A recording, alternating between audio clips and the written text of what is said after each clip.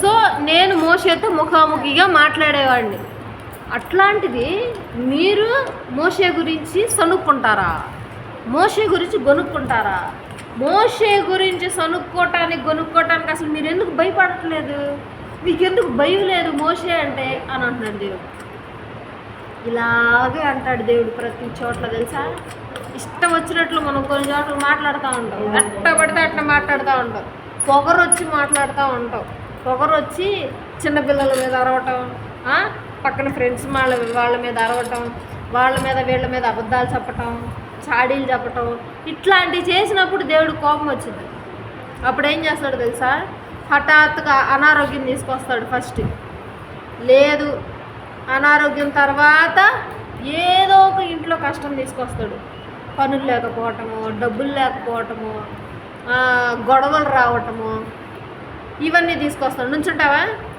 ఇంకొకసారి చూసావు అనుకోండి తిరిగి నువ్వు కూడా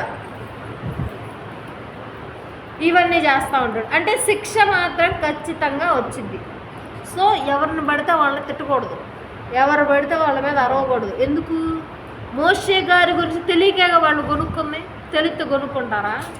తెలియక కొనుక్కున్నారు. అందుకు దేవుడు వచ్చి ఏమంటున్నాడు? ఇతడు నా సేవకుడు అనటానికి నీకు భయం లేదు? భయం లేకుండా నువ్వు నా సేవకుడితో మాట్లాడతావా అని చెప్పి దేవుడు కోపం వచ్చింది. దేవుడు వెంటనే ఏం చేశాడో తెలుసా? తర్వాత వచ్చిన చూడండి 9. యెహోవా కోపము వారి మీద రగులు కొనగా ఆయన వెళ్ళిపోయిన మేఘమును ఆయన ప్రత్యక్ష గుడారం మీద నుండి ఎత్తబడను. అప్పుడు మిరియాము హిమము వంటి తెల్లని ఏమొచ్చింది? చదవండి, ఏమొచ్చింది? కుష్టి గలదాయను. ఎలాంటి కుష్టి అది? చల్లని కుష్టి వచ్చిందంట. ఆయన కోపం వచ్చి చెప్తా ఆయన నువ్వు నా మోషే గురించి ఎట్లా పడితే అట్లా మాట్లాడతావా? భయం లేకుండా మాట్లాడతావా అని చెప్పి నా కోపం మీ మీద రగులుకుంటుంది అని చెప్పి ఆయన వెళ్ళిపోయాడు. ఆయన వెళ్ళిపోయిన వెంటనే ఒంటి మీద నడినెత్తి నుండి అరికాళ్ళ వరకు తెల్లటి కుష్టి వచ్చేసింది. అదేంటంటే పొక్కులు ఉంటాయి, సీమ్ పొక్కులు తెలుసా? అవి ఒకే చోట గుట్టగా వస్తే అట్టుంటుంది.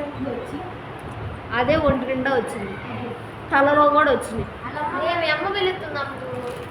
అరచేతిలో వచ్చింది, అరికాళ్ళల్లో వచ్చింది, నాలుక మీద వచ్చింది, పెదాల మీద వచ్చింది. ఇక ఎట్టుంటుంది ఒకసారి ఆలోచించండి. కళ్ళల్లో ఎందుకు వచ్చింది? కళ్ళ కింద వస్తుంది పొక్కులు, సీమ్ పొక్కులు. అవి సీమ్ కారుతా ఉంటాయి పగిలి. ఆ సీమ్ ఎక్కడైతే వంటి మీద పడితే మళ్ళీ అక్కడ ఫ్రెష్గా ఇంకో బొబ్బు వచ్చింది. ఈ బొబ్బకే పక్కన దురద వచ్చింది. దురద గోక్కునేటప్పుడు నొప్పి వచ్చింది, రక్తం వచ్చింది. నరకం అంటే ఏంటో భూమి మీద చూడొచ్చు ఆ జబ్బు వస్తే. ఇప్పుడు ఉంది జబ్బు మందు, అప్పుడు లేదు. ఆ జబ్బు వచ్చిన వాళ్ళు పక్కన కూర్చుంటే పక్కన వాళ్ళకి కూడా వచ్చేసింది. అందుకని వాళ్ళని తీసుకెళ్ళి ఊరు బయటను వదిలేస్తారు. ఏం చేసిందని ఆ దేవుడు అంత పెద్ద శిక్ష వేసాడు? తప్పుగా ఏం మాట్లాడింది?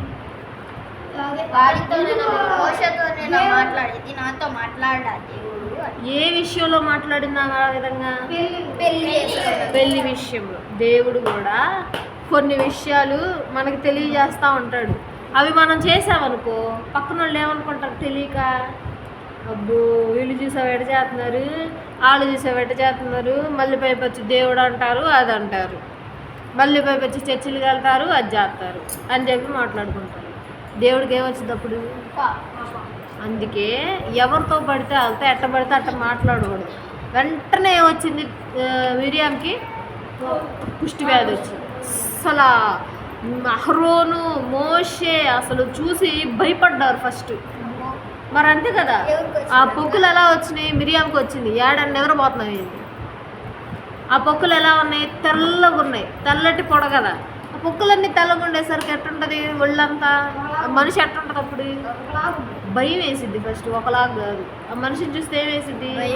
భయం వేసిద్ది. భయం వేసి ఆ ఇద్దరు అన్న మోషే గారి అహరోన్ గారి కింద పడిపోయి గుండెలు బాదుకుంటే, అయ్యా అయ్యా అయ్యా మేము చేసింది తప్పేనయ్యా, మమ్మల్ని క్షమించయ్యా, మిరియాం ఏదో తప్పు చేసిందయ్యా, తప్పు ఏదో తెలియక మాట్లాడిందయ్యా, క్షమించయ్యా అని అందరూ ఇద్దరు బతివాలుకుంటా ఉంటే దేవుడు ఏమన్నాడు తెలుసా? అయితే 7 రోజుల దాకా ఆ మొహం మీద ఉమ్మేయాల. ఏం చేయాలా? చీగి కాదు, మీరు ఏదో చీదరగా చూస్తున్నారు, దేవుడు విధించిన శిక్షను చూడట్లేదు మీరు, అది గమనించట్ల. అబ్బొచ్చి అంటున్నారు. అదే జరుగుతుంది జీవితంలో చెప్తున్నాను నేను. అదెందుకు వినట్లేదు మీరు? అదెందుకు గ్రహించట్లా? జరిగే చెప్తున్నా నేను. వాళ్ళకి అట్లా జరిగింది, మనం వినకపోతే మనకి అదే జరిగిద్ది. అదే నేను చెప్తుంది. ఏం చేయాలి? 7 రోజులు ఆమెని పాలెంలో ఉన్న వాళ్ళందరూ రోజుకొకళ్ళు వచ్చి ఆ మొహం మీద ఉమ్మేయాలి, కాండ్రిచ్చి ఉమ్మేసి ఆమె తుడుచుకోవాలి. తర్వాత 7వ రోజు తర్వాత ఆమెకున్న కుష్టి అంతా పోయింది. ఒక ఉమ్మే తట్టు ఉంటుంది మనిషికి.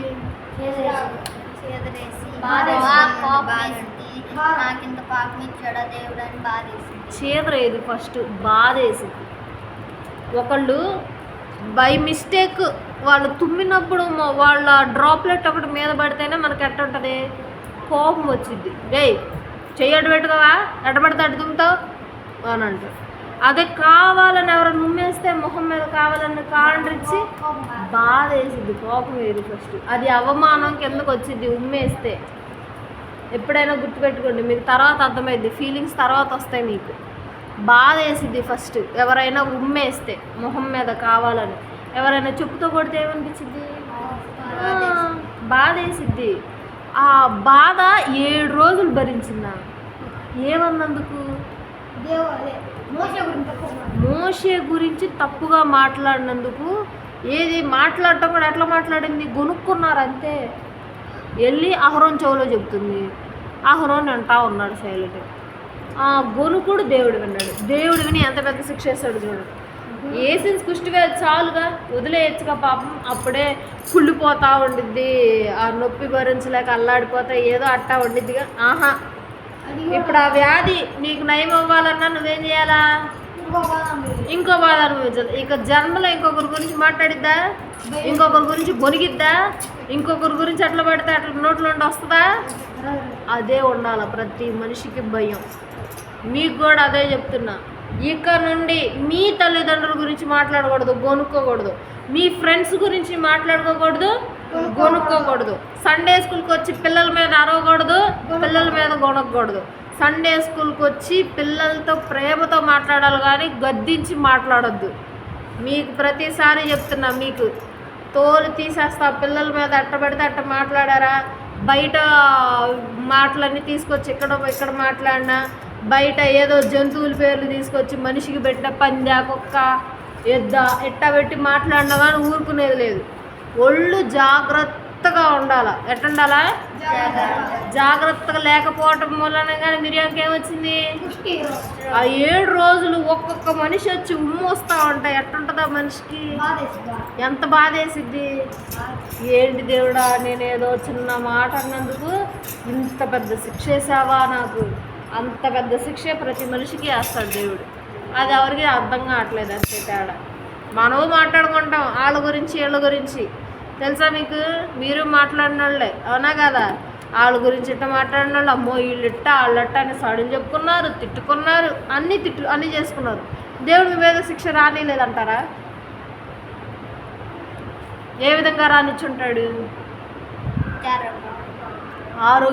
అనారోగ్యంగా రప్పించుంటాడు, అప్పులు తీసుకొచ్చి ఉంటాడు, పనులు లేకుండా చేసి ఉంటాడు. లేదు ఇంకో పరంగా అయినా ఎవరో ఒకళ్ళు వచ్చి మన మీద గొడవ పడటం, లేదా అన్యాయంగా మనకు అవమానం కలగటం, ఇవన్నీ చేస్తూ ఉంటాడు దేవుడు. వీటిని మనం ఎవరో గ్రహించట్లేదు. అవన్నీ మనకు అర్థం కాక మనం ఇష్టం వచ్చినట్టు ఎట్టబడితే అట్ట మాట్లాడుకుంటానే ఉన్నాం, ఎట్టబడితే అట్లా చేస్తానే ఉన్నాం, ఎట్టబడితే అట్ట ఉన్నాం. అదే దేవుడు తప్పు అంటున్నాడు. సో మిరియాము గారు 7 రోజులు మళ్ళీ ఎక్కడున్నారో తెలుసా? పాలెం వెలుపల ఉండాలి ఆమె. ఇప్పుడు ఈ చర్చ్ ఉంది కదా, ఈ చర్చ్ మొత్తమే ఇజ్రాయేలీలు ఉంటారా, చక్కగా టెంట్లు వేసుకొని దీని బయట ఉండాలి ఆమె ఒంటరిగా దూరంగా ఒక్కతే టెంట్ వేసుకొని ఆమె కట్టు సపరేట్ సామాన్లు 7 రోజులకి ఇచ్చేసి కూరగాయలు కాయలు మంట వేసుకోవటానికి పొయ్యి కట్టెలు ఇవన్నీ సపరేట్గా ఆమెకి ఇచ్చేసేయాలి. ఆమె దగ్గరికి ఎవరు వెళ్ళకూడదు. ఎందుకు వెళ్ళాలి? వెళ్తే ఉమ్మేయటానికి వెళ్ళాలి. ఇక దేనికి వెళ్ళకూడదు ఆమె దగ్గరికి. అట్ట దూరంగా ఒక మనిషిని పెట్టేసి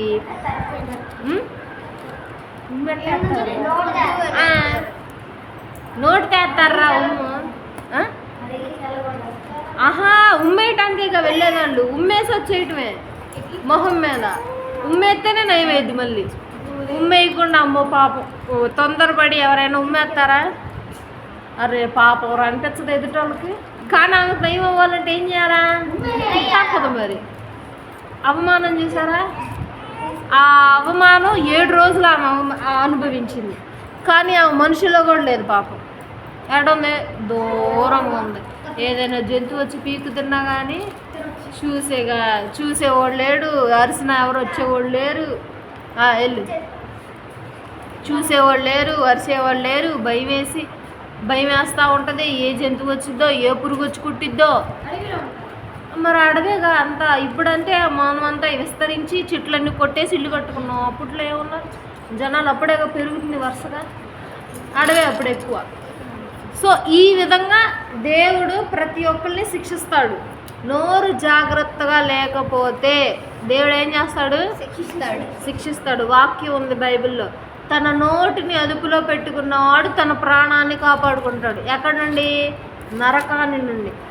నరకాన్ని నుండి కాపాడుకోవటానికి ఏది అదుపులో పెట్టుకుంటే సరిపోద్ది? మనం చూసారా? ఏది నరకాన్ని నుండి తప్పించుకోవటానికి జస్ట్ మన నోరు అదుపులో ఉంటే చాలంట. ఏది పడితే అది మాట్లాడకుండా. ఒక కథ ఉంది. ఒక కథ, చిన్న కథ. ఏంటంటే అది నోట్లో పళ్ళున్నాయా? దానిలో నాలుగుందా?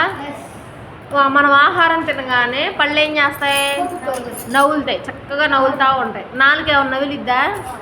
నాలుగు అట్టాగే ఉంటుంది. నాలుగు ఏం చేసిద్ది అంటే ఉమ్మిని ప్రొడ్యూస్ చేసిద్ది. ఏం చేసిద్ది? సలైవాని ప్రొడ్యూస్ చేసిద్ది. ఎందుకు అని అంటే సలైవా ఫుడ్ రెండు కలిస్తేనే పొట్టలోకి వెళ్ళి డైజెషన్ ప్రాసెస్ స్టార్ట్ అవుతుంది. ఉమ్ము లేకపోతే డైజెషన్ అవ్వదు. సో ఉమ్ము ప్రొడ్యూస్ చేసిద్ది. ఆ ఉమ్ము ఆ ఫుడ్ చక్కగా పళ్ళంతా నవ్వులుతూ ఉంటుంది. పళ్ళు తింటారా? నవిలి ఎవరికి ఇచ్చిద్ది? టంగుకి ఇచ్చిద్ది. టంగ్ ఏం చేసిద్ది? లోపల కడుపులోకి వేసిద్ది. సో పళ్ళు అందంట నాలుగుతో. అబ్బా నాలుక ఎప్పుడు మాకు ఫుడ్ ఇస్తావు, రుచికరమైన ఫుడ్ ఇస్తావు, కానీ మేము తినకుండా నీకే ఇస్తాం కదా. సరేలే. ఎవరు నాలుక అమ్మాయి పళ్ళు మీరు చక్కగా నేను ఫుడ్ నోట్లో పెట్టుకుంటే నేను నవ్వలను, మీరే నవ్వులుతారు కదా. చక్కగా నవిలి నాకే ఇస్తారు, నేనే మింగుతాను కదా. సో మీకేమి ప్రాఫిట్ ఏం లేదు కదా. మీరేం నవ్వలరు, మీరేం మింగరు కదా. మీకు ఏదైనా హెల్ప్ చేస్తాను, మీకేం హెల్ప్ కావాలో అడగండి అని అంది. ఎవరు? నాలుక. ఎవరితో? పళ్ళు ఏమనందంటే, అమ్మా నాలుక, నువ్వు మాకోసం ఏమీ చెయ్యక్కర్లా. నువ్వు తొందరపడి ఏది పడితే అది మాట్లాడద్దమ్మా. నువ్వు ఏది పడితే అది మాట్లాడితే నేను 32 పళ్ళు ఇరగొడతాను అని అంటున్నారమ్మా అంది. ఏమంటున్నా? 32 పళ్ళు ఇరగొట్టి చేతిలో పెడతాను అంటున్నారు. ఎవరు మాట్లాడితే? కాబట్టి నువ్వు మాకేం సాయం చేయొద్దు. ఏం చెయ్యి కావాలంటే? సైలెంట్గా ఎట్టబడితే అట్ట మాట్లాడకుండా నోరు అదుపులో పెట్టుకో అని చాలు అని అంది. సో ఎప్పుడైనా సరే ఏం చేయాలి? నోటిని ఎప్పుడైనా సరే సైలెంట్గానే ఉండడానికి ప్రయత్నించండి. తొందరపడి ఏవి మాట్లాడకూడదు. ఓకే, ఇదే కంటత వాక్యం. సో అప్పుడు వెంటనే మోషే గారు అడిగినందుకు దేవుడు ఆ ఉపాయం చెప్పాడు. ఒకసారి బుక్ అహరోన్ గారు అడిగినందుకు కాదు చెప్పింది. మోషే గారు అడుగుతారు, అయ్యా క్షమించయ్యా, చచ్చిపోయేది. అయ్యా క్షమించయ్యా అని అడిగితే అప్పుడు మోషే గారికి ఇట్లా చెప్తాడు, ఇట్లా చెయ్యండి అని. మన గురించి ఒకరు చెడుగా మాట్లాడితే మనం వారిని క్షమిస్తామా? చెప్పండి. మనల్ని ఒకరు అన్యాయంగా చంపేస్తే, కొడితే మనం వారిని క్షమిస్తామా? మోషే గారు ఏం చేశారు? మరి దేవుడు కనిపించడం కరెక్టా కాదా? దేవుడు కనిపించి మాట్లాడటం కరెక్టా కాదా? దేవుడు మనందరిలో మోషే గారు సాత్వికుడా కాదా? అందుకు మోషే గారిలో గొడవ ఏంటి అంటే క్షమించటం. తన గురించి ఎవరు ఎట్లా మాట్లాడుకున్నా సరే ఆయన ఏం చేస్తాడు? క్షమిస్తాడు. సో నోట్స్ ఓపెన్ చేయండి. 11 అయ్యింది.